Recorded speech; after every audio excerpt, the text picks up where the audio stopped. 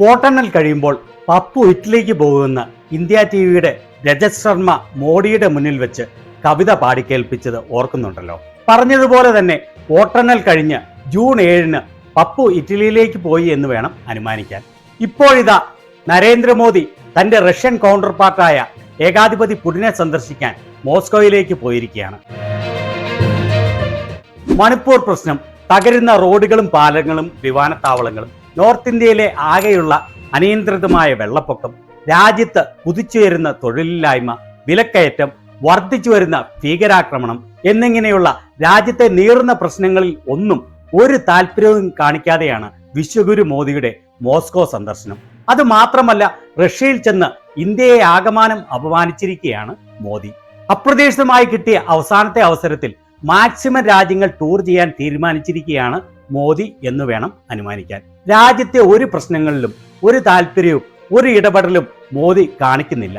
വിശ്വഗുരുവിന് സ്വന്തം രാജ്യത്തെയല്ല, മറിച്ച് ലോകത്തെ മറ്റ് രാജ്യത്തെ കാര്യങ്ങളിലല്ലേ താല്പര്യം ഉണ്ടാവൂ അല്ലേ? ഇന്ത്യയിലെ അവസ്ഥ ഓരോ ദിവസം ചെല്ലുന്തോറും എല്ലാ തരത്തിലും വഷളായിക്കൊണ്ടിരിക്കുകയാണ്. ഈയിടെ RBIയിൽ നിന്ന് വന്ന ഞെട്ടിപ്പിക്കുന്ന റിപ്പോർട്ടാണ് UP-യിലെയും ബീഹാറിലെയും ജനങ്ങൾ മൈക്രോ ഫിനാൻസ് ലോണുകളിൽ മുങ്ങി താഴ്ന്നുകൊണ്ടിരിക്കുകയാണ് എന്ന്. രാജ്യത്താകമാനമുള്ള മൈക്രോ ഫിനാൻസ് ലോണുകളുടെ 25% UP-യിലും ബീഹാറിൽ നിന്നും ആണെന്ന്. അതേപോലെ തന്നെ വളരെ ആശങ്കാജനകമായ RBIയുടെ മറ്റൊരു റിപ്പോർട്ടിൽ പറയുന്നത് ഹൗസ് ഹോൾഡ് സേവിങ്സ് 50 വർഷത്തെ ഏറ്റവും താഴ്ന്ന നിലയിലേക്ക് എത്തിയിരിക്കുകയാണ് എന്ന്. ഇന്ത്യയിലെ സാധാരണക്കാരെല്ലാം അമിതമായ കടത്തിൽ മുങ്ങിത്താണുകൊണ്ടിരിക്കുന്ന അവസ്ഥയാണ്. അതുപോലെ തന്നെ വരുന്ന മറ്റൊരു വാർത്തയാണ് 4300 മില്യനേഴ്സ് ഈ വർഷം ഇന്ത്യ ഉപേക്ഷിച്ച് വിദേശ രാജ്യങ്ങളിലേക്ക് സ്ഥിര താമസത്തിനായി ചേക്കേറുമെന്ന്. വിദേശത്തെല്ലാം ഇന്ത്യയുടെ പേര് പെരുമ്പറ മുഴക്കുകയാണെന്നാണ് മോദി പറയുന്നത്.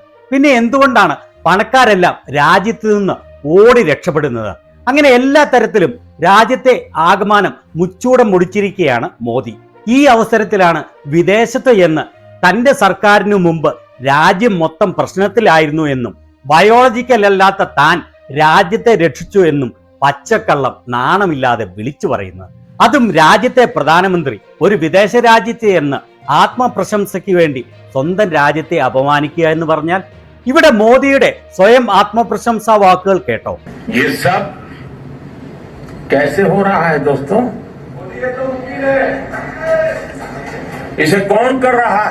ആൾക്കാർ ചോദിക്കുകയാണ് 2014 ശേഷം ഇന്ത്യക്ക് ഇത്രയും വലിയ വളർച്ചയുണ്ടായത് എങ്ങനെയാണെന്ന്.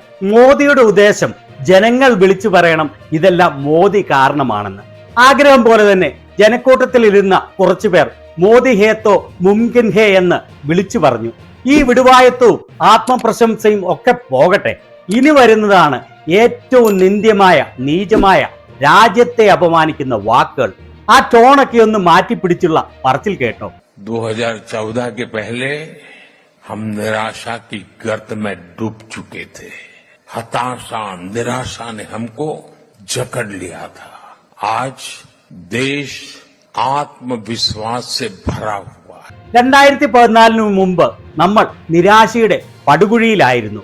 ആത്മവിശ്വാസമില്ലായ്മയും നിരാശയുമായിരുന്നു എല്ലാവരിലും ഉണ്ടായിരുന്നത്. ഇന്ന് രാജ്യം ആത്മവിശ്വാസം കൊണ്ട് നിറഞ്ഞു നിൽക്കുകയാണ്. അവിടെ ഇരുന്ന് തലയാട്ടുന്ന ആ മന്ദബുദ്ധികൾ ഇത്ര ആത്മവിശ്വാസം തിളങ്ങുന്ന മോദിയുടെ രാജ്യത്തേക്ക് തിരിച്ചു വരാത്ത എന്താണ്? മോദിക്ക് റഷ്യയിലെ ഏറ്റവും വലിയ പരമോന്നത ബഹുമതിയായ the Order of Saint Andrew the Apostle the First Called ഈ ചടങ്ങിൽ വെച്ച് സമ്മാനിക്കുകയുണ്ടായി. ഭക്തന്മാരെല്ലാം മോദിക്ക് റഷ്യയിൽ നിന്ന് ഇങ്ങനെ പരമോന്നത സിവിൽ ബഹുമതി ലഭിച്ചത് വാഴ്ത്തി പാടുകയാണ്. എന്നാൽ ഇതിൽ ഒരു കാര്യം നമ്മൾ ഓർക്കണം. വിശുദ്ധ ആൻഡ്രൂ അപ്പസ്തോലൻ ഒന്നാമന്റെ പേരിലുള്ള ബഹുമതി കൊടുക്കാൻ ഏറ്റവും യോഗ്യൻ റഷ്യൻ ഏകാധിപതി പുടിൻ അല്ലാതെ മറ്റാരാണ്? അത് ലഭിക്കാൻ മോദിയേക്കാൾ അർഹത മറ്റാർക്കാണ്? ഇതേ ബഹുമതി നൽകി പുടിൻ ആദരിച്ച മറ്റൊരു വ്യക്തി ആരാണെന്നറിയണ്ടേ? മറ്റൊരു ഏകാധിപതിയായ കമ്മ്യൂണിസ്റ്റ് ചൈനയുടെ പ്രസിഡന്റ് ഷീ ജിൻ പിങ്. കൊടുത്ത ആളും കൊള്ളാം, കിട്ടിയവരും കൊള്ളാം. അങ്ങനെ വരുമ്പോൾ ഈ ബഹുമതിയുടെ വില ഊഹിച്ചു നോക്കാവുന്നതേയുള്ളൂ. മോദിയുടെ ഈ സന്ദർശന ദിവസമാണ് യുക്രൈനിലെ ഏറ്റവും വലിയ ചിൽഡ്രൻസ് ഹോസ്പിറ്റൽ റഷ്യ ബോംബ് ചെയ്ത് നശിപ്പിക്കുന്നത്. മോദി റഷ്യ സന്ദർശിച്ചതിനെ യുക്രൈൻ പ്രസിഡന്റ് സിലൻസ്കി ശക്തമായി അപലപിച്ചു. മുൻപ് റഷ്യൻ യുദ്ധം നിർത്തിവെച്ച മോദി എന്തുകൊണ്ടാണ് താൻ റഷ്യ സന്ദർശിക്കുന്ന അവസരത്തിലെങ്കിലും അത് വീണ്ടും ഒന്ന് നിർത്തിവെക്കാത്തതെന്ന് സാധാരണ ജനങ്ങൾ ചിന്തിച്ചാൽ അവരെ കുറ്റം പറയാനാവില്ല.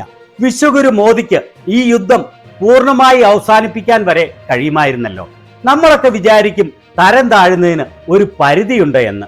ഇന്ത്യയുടെ ചരിത്രത്തിൽ ഒരു പ്രധാനമന്ത്രി പോയിട്ട് ഒരു മുഖ്യമന്ത്രി പോലും ഇങ്ങനെ തരം താണ രീതിയിൽ സംസാരിച്ചിട്ടുണ്ടാവുമെന്ന് എനിക്ക് തോന്നുന്നില്ല. അതും വിദേശ രാജ്യത്ത് ചെന്ന്. എവിടെ ചെന്നാലും മോദിയല്ലാതെ ആവില്ലല്ലോ അല്ലേ?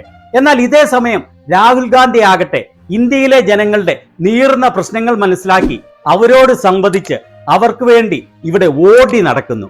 ഇവിടെ ആരാണ് രാജ്യത്ത് പ്രധാനമന്ത്രി?